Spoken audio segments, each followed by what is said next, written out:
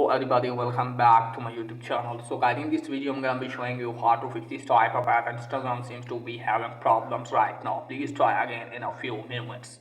So guys, let's get started without wasting any time. First of all guys, what you need to do is just simply you have to close this page from here, and after that guys, just simply make sure that your Instagram app is updated. Just simply you have to search for Instagram.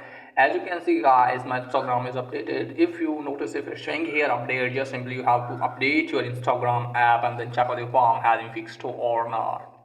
And upon success there guys, then what you need to do is just simply you have to open settings. Now guys, just simply scroll it down a bit, tap on app management, then tap on app settings. So here you have to search for Instagram app. So wait some seconds from here, then you have to tap on Instagram, and after that guys, just simply have to tap on storage and cache, clear storage, then go back, go stop the app from here, and after that check whether your phone has been fixed or not. And once again there guys, then what you need to do is just simply you have to make sure that if Instagram source is not on, just simply you have to search for detector.com.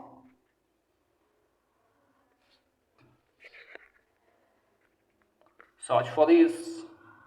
Now wait some seconds from here guys, as you can see. So look at for Instagram app from here.